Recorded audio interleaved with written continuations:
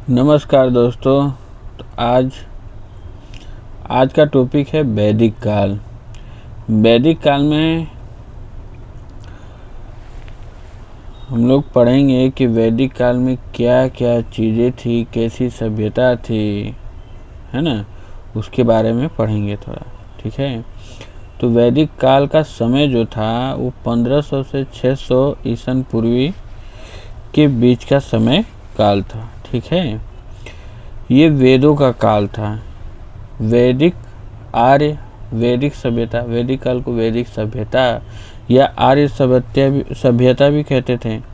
इसमें गाय को अघन्या यानी 9 मारे जा सके योग्य, यानी गाय को 9 मारे जा सकने वाले योग्य प्राणियों में गिना जाता था। ठीक है। गाय की पूजा होती थी। ये कैसे? वैदिक काल में लोग कैसे थे? युद्ध प्रेमी थे, प्रकृति पूजा करते थे।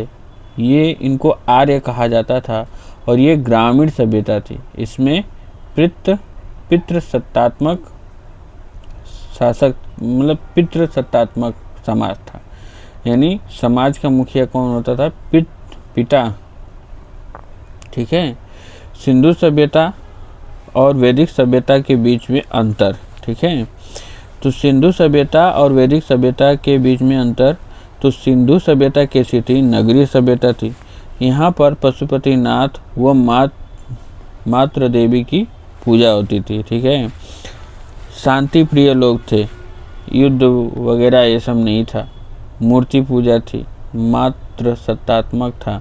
धार्मिक दृष्टि से महत्वपूर्ण जो था वो कुबड़ वाला बैल, जिसे साड़ या एक सिंगी वाला पशु को महत्वपूर्ण माना जाता था। ठीक है, धार्मिक दृष्टि से। और वहीं वैदिक सभ्यता में सभ्यता कैसी थी? ग्रामीण थी। यहाँ प्रकृति की पूजा होती थी। यह युद्ध प्रेमी थे। यहाँ मूर्ति पूजा नहीं थी। ये कैसा समाज था? पितृसत्तात्मक था। धार्मिक दृष्टि से महत्वपूर्ण कौन सा पशु था? गाय था, जिसे क्या कहा जाता था? अघन्या कहते थे, यानी 9 मारे जा सके ऐसा प्राणी। ठीक है। अब ये मूल निवासी जो वैदिक सभ्यता जो आर्य थे वो कहाँ, इनका मूल निवास कहाँ हुआ? ठीक है, कहाँ और कहाँ से आए ये सब। ठीक है। ठीक है। तो सप्त संधव प्रदेश, यानी जिस जगह पे आर्य जहाँ बसे सबसे पहले, वो उसे किस नाम से जाना जाता है? तो सप्त सैंधव प्रदेश के नाम से जाना जाता है। सबसे पहले ये यहाँ आकर बसे थे। ठीक है। इन्हें विद्वान जिन्होंने बताया कि ये कहाँ के मूल निवासी थे, जैसे मैक्स मुलर ने क्या कहा था कि ये मध्य एशिया के निवासी है। बाल गंगाधर तिलक ने क्या कहा था कि ये उत्तरी ध्रुव के निवासी हैं। दयानंद सरस्वती ने क्या कहा था? ये तिब्बत के निवासी हैं। प्रोफेसर पिंका ने क्या कहा था? ये जर्मनी के निवासी हैं। गाइल्स ने क्या कहा था कि ये हंगरी के निवासी हैं। ठीक है। बाल गंगाधर की एक पुस्तक थी, the Arctic home of the Aryan, जिनमें इन्होंने बताया है कि आर्य कहाँ के? उत्तरी ध्रुव के निवासी थे। ठीक है। उसके आगे क्या है? उसके आगे ये है कि आर्यों को क्या कहते हैं? ब्राह्मण और क्षत्रिय, ये 2 वर्ण थे। ठीक है। आर्य ईरान से होते हुए हिंद कुश पर्वत के खैबर दर्रे से भारत आए थे। एक पॉइंट ये क्लियर हो गया। उसके बाद आगे चलते हैं। वैदिक सभ्यता में हम लोग 4 वेदों के बारे में पढ़ेंगे। तो पहला वेद कौन सा है? ऋग्वेद है। ऋग्वेद के बारे में हम लोग पढ़ते हैं। ठीक है। तो ऋग्वेद में सबसे प्राचीनतम वेद है। सबसे पुराना वेद कौन सा है? तो ऋग्वेद है। इसकी भाषा कौन सी थी? तो संस्कृत थी। इसकी लिपि कैसी थी? ब्राह्मी लिपि में ये लिखा गया था। ठीक है। ईश्वर की महिमा का उल्लेख इसमें मिलता है ऋग्वेद में। इसमें 10 मंडल हैं, 1028 सूक्त हैं, जिसमें से 1017 जो हैं वो पुराने सूक्त हैं और 11 सूक्तों को नए को बालखिल्य कहा गया है, जिसमें 2 और 7 यानी 10 मंडल में से दूसरा और 7वां मंडल सबसे प्राचीनतम यानी सबसे पुराना मंडल है। ठीक है। 1 और 10वां मंडल सबसे बाद में अंत में जोड़ा गया था। ये पॉइंट क्लियर हो गया। फिर उसके बाद 10 मंडलों में 10वें मंडल में दिया है कि नदी सूक्त, पुरुष सूक्त और विवाह सूक्त का वर्णन मिलता है। उसके बाद 9वें मंडल में सोमदेव को, ठीक है, सोमदेव का वर्णन मिलता है। सोमदेव को समर्पित है 9वां मंडल, ठीक है। इसमें 9वें मंडल को किसने पौमान अंगिरा ऋषि 144 सूक्त जिसमें लिखा गया है। 7वां मंडल है जिसमें दशराज युद्ध का वर्णन है, उसमें वशिष्ठ जी ने लिखा है। और चौथा मंडल कृषि से संबंधित है, और ये किस ऋषि से, तो वामदेव ऋषि से संबंधित है। और तीसरा मंडल जिसमें गायत्री मंत्र का उल्लेख है वो विश्वामित्र से संबंधित है। और इन सब को पढ़ने वाले को, ऋग्वेद को पढ़ने वाले पंडित या पुरोहित को क्या कहा जाता था, होर्त या होता कहा जाता था। इसमें 10,462 ऋचा यानी मंत्र हैं। उसके बाद हम लोग पढ़ेंगे कि जो वेदों का संकलन, ऋग्वेद का संकलन कृष्णदेवराय ने किया था, ठीक है। ऋग्वेद, इसमें 10 मंडल है। महाभारत में 18 पर्व हैं, और इस महाभारत को किसने लिखा है, वेद व्यास ने लिखा है। और उसी प्रकार रामायण में कितने हैं, 7 अध्याय हैं, और इसको किसने लिखा है, तो वाल्मीकि जी ने लिखा है। और अर्थशास्त्र जो है वो पॉलिटिकल बुक या राजनीतिक जिसे कहते हैं, वो ऐसी पुस्तक है। और इसमें कितने अधिकरण हैं, तो 15 अधिकरण हैं। और इसको किसने लिखा है, चाणक्य यानी विष्णुगुप्त शर्मा ने लिखा है, विष्णुगुप्त ने लिखा है, ठीक है। और अकबरनामा जो अबुल फजल ने लिखी है, इसमें 3 जिल्द हैं, ठीक है। ये कुछ महत्वपूर्ण बुक की पुस्तकों के बारे में जानकारी है। चलिए आगे बढ़ते हैं। जो प्राचीन काल में जो नदियों के आधुनिक नाम और प्राचीन नाम, जो आज के आधुनिक नाम हैं, उनके प्राचीन काल में उनके क्या नाम थे उसके बारे में थोड़ा हम पढ़ते हैं, ठीक है। तो ऐसे ही आज की वर्तमान जिसका नाम चेनाब है, उस नदी का प्राचीन काल में ऋग्वैदिक कालीन नदियाँ, यानी उस चेनाब को ही अस्कनी कहा जाता था, व्यास को विपाशा कहा जाता था, रावी को परुष्णी कहा जाता था, झेलम को वितस्ता कहा जाता था, सदानीरा, गंडक को क्या कहा जाता था, सदानीरा कहा जाता था। सतलज को क्या कहा जाता था, शतुद्री या शतुद्री, ठीक है।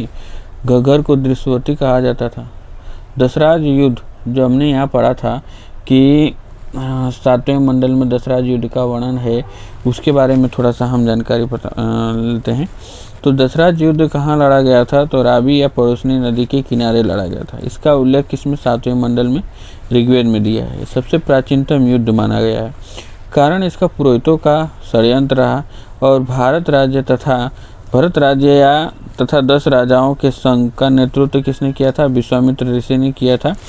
और ये राजा सुदास और आर्य तथा अनार्य दोनों शामिल थे, इनके बीच में लड़ा गया था। इसमें राजा सुदास की जीत हुई थी।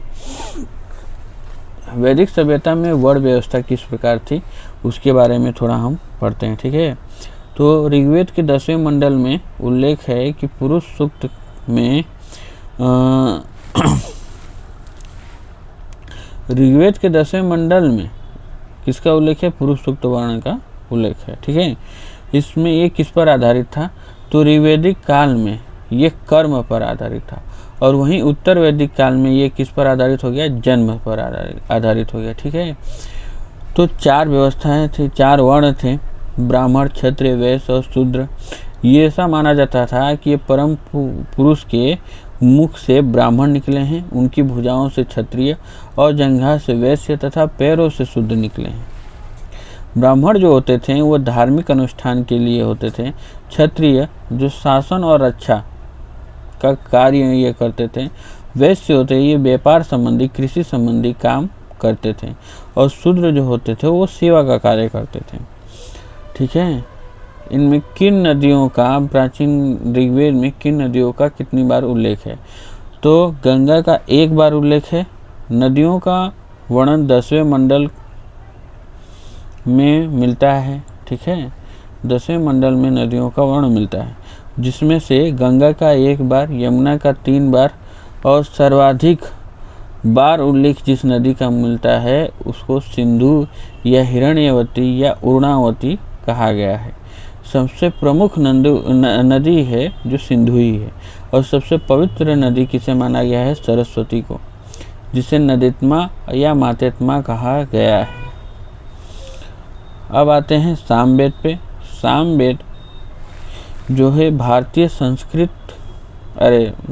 संगीत का ग्रंथ माना जाता है, जिसे साम का अर्थ होता है, जिसमें साम का अर्थ क्या होता है? संगीत होता है। यज्ञ के अवसर पर गाए जाने वाले मंत्रों का उल्लेख किसमें है? सामवेद में है।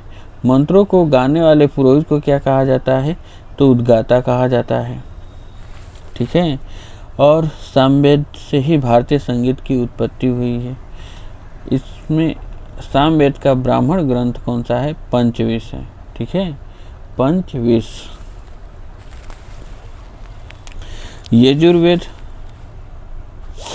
यजुर्वेद के बारे में पढ़ते हैं तो यजुर्वेद 2 गद्य एवं पद दोनों में है। इसकी 2 शाखाएं हैं, कृष्ण यजुर्वेद, शुक्ल यजुर्वेद। इसका अंतिम हिस्सा ईशोपनिषद आध्यात्मिक चिंतन का वर्णन होता है, और इसके गायक यानी गायन करने वालों को क्या कहा जाता था? अधर्यु कहा जाता था।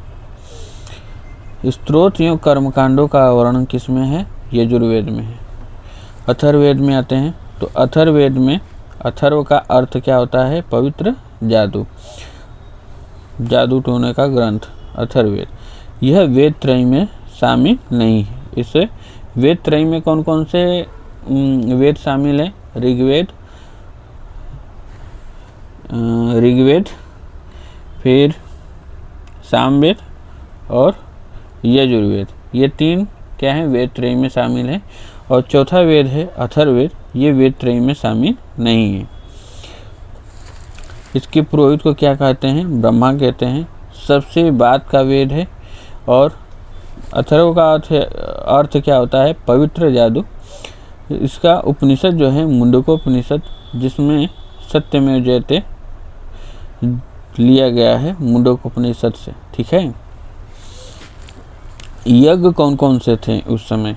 राजसूय यज्ञ, अश्वमेध यज्ञ और वाजपेयी यज्ञ। ये महत्वपूर्ण यज्ञ हैं। राजसूय यज्ञ कब किया जाता था? राज्य अभिषेक पर किया जाता था। अश्वमेध कब किया जाता? साम्राज्य विस्तार के लिए किया जाता था। और वाजपेयी जो यज्ञ होता था वह शक्ति प्रदर्शन के लिए किया जाता था। उपनिषदों के बारे में अगर पढ़ते हैं तो उपनिषद कितने हैं? 108 हैं। ये हिंदू धर्म पर आधारित पुस्तकें हैं। उपनिषद का अर्थ क्या होता है? यानी गुरु के समीप बैठकर शिक्षा प्राप्त करना। ठीक है, इसमें 52 उपनिषदों का फारसी अनुवाद किसने किया था? तो दारा शिकोह ने किया था। मोक्ष का उल्लेख श्वेताश्वर उपनिषद पहली बार।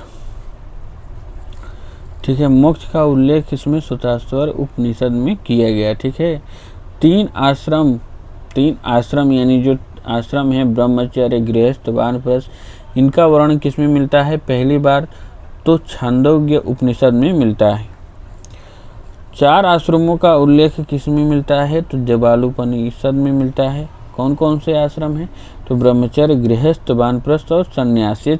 इन 4 आश्रमों का उल्लेख किस उपनिषद में मिलता है? तो जबालोपनिषद में मिलता है। यम और नचिकेता संवाद का उल्लेख किस उपनिषद में मिलता है? तो कठोपनिषद में मिलता है। वैदिक शब्द और इनके आधुनिक अर्थ के बारे में हम लोग थोड़ा पढ़ लेते हैं। तो कुछ शब्द यहाँ वैदिक दिए गए हैं, जैसे कृष्ण अयस, जिसे क्या कहा जाए? श्याम अयस या कृष्ण अयस। ये किसके लिए प्रयोग होता था? जो लोहा है उसके लिए प्रयोग होता था। ऋण यानी कुशीद, ऋण यानी लोन एक प्रकार से, कुशीद। और ऋणदाता को कुशीदिन कहते थे। बढ़ई को तक्षा या तक्षण कहते थे। तो सुदकोर, सुद यानी वो वेकनाथ उसे कहते थे। ठीक है, इसमें समाज कैसा था? समाज की इकाइयाँ कैसी थी? तो कुल, फिर ग्राम, फिर विश्व, विश्व से जन बनता था। कुल से गांव, गांव से विश्व, विश्व से जन। ठीक है, कुल के कुलप, ग्राम के ग्रामणी, विष को विषपति यानी इसके मुखिया को, जन के पुरोहित या राजा कहा जाता था। मृत्युलोक के देवता किसे कहते थे? परीक्षित को कहते थे। यज्ञ के देवता किसे कहते थे? बृहस्पति को। सोम किसके देवता थे? तो वनस्पति के। सृजन का देवता पृथ्वी, धरती माँ। सृजन का देवता किसे कहा जाता था? तो पृथ्वी यानी धरती माँ को कहा जाता था। विद्या की देवी यानी सरस्वती माता को कहा जाता था। युद्ध तथा वर्षा के देवता किसे कहते थे? तो इंद्र। इंद्र को पुरंदर भी कहा जाता था। पशुओं के देवता रुद्र। तूफान के देवता मारुत। ठीक है, इसमें प्रमुख देवताओं का उल्लेख जो वेदों में हुआ है। इंद्र, इंद्र का युद्ध, वर्ण, अग्नि का, आकाश का देवता, मनुष्य के बीच मध्यस्थ करने वाले देवता कौन थे? अग्नि थे। वरुण ऋतुओं के देवता थे। बृहस्पति देवताओं के पुरोहित थे। शूद्रों के देवता पूषण।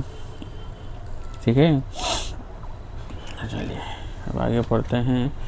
तो ऋग्वेद काल और उत्तर वैदिक काल में कौन से देवता, कौन से मुख्य थे? प्रमुख देवता जैसे क्या है कि ऋग्वेदिक काल में इंद्र प्रमुख थे, पुरंदर जिन्हें कहा जाता था। वहीं उत्तर वैदिक काल में प्रजापति प्रमुख देवता हो गए। तो पूषण, पशुओं के देवता ऋग्वेदिक काल में थे। कौन? पूषण। वही पूषण उत्तर वैदिक काल में शूद्रों के देवता भी। ठीक है, ऋग्वेदिक काल में गले का हार को क्या कहा जाता? निष्क्या निशाका। इसमें स्वर्ण मुद्रा, स्वर्ण मुद्रा को निष्क्या निशाका कहा जाता था उत्तर वैदिक काल में। वैदिक काल में बेहतर स्थिति किसकी थी? महिलाओं की। वहीं आप देखेंगे तो उत्तर वैदिक काल में महिलाओं की स्थिति जो उतनी अच्छी बेहतर नहीं थी, खराब स्थिति कह सकते हैं। ऋग्वेदिक काल में लोहा क्या है? उपलब्ध नहीं था। तो और उत्तर वैदिक काल में लोहा क्या है? उपलब्ध है। यहाँ मूर्ति पूजा नहीं थी ऋग्वेदिक काल में। वहीं उत्तर वैदिक काल में क्या थी?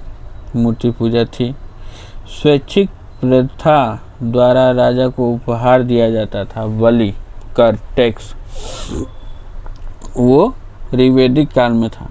और राजा को कर देना अनिवार्य हो गया तो किस में? उत्तर वैदिक काल में। तो ये हमारा वैदिक सभ्यता था। वैदिक सभ्यता का चैप्टर यहाँ ख़त्म होता है। उसके बाद शुरू होगा महाजनपद, जो आगे नेक्स्ट वीडियो में पढ़ेंगे। तो इसी प्रकार शॉर्ट नोट के साथ कम समय में अपने चैप्टर्स, अपने मान लो वैदिक सभ्यता का रिवीजन करना है कम समय में, तो इस वीडियो को, ये वीडियो सबसे बेहतर है। कम समय में आपका रिवीजन भी हो जाएगा और अच्छी खासी नोट्स भी बन जाएगी जिस प्रकार मैंने बनाई है। तो थैंक यू, धन्यवाद। इस वीडियो को ज़्यादा से ज़्यादा शेयर करें ताकि और भी बच्चे हैं पढ़े। बस यही कहना चाहूँगा। ओके।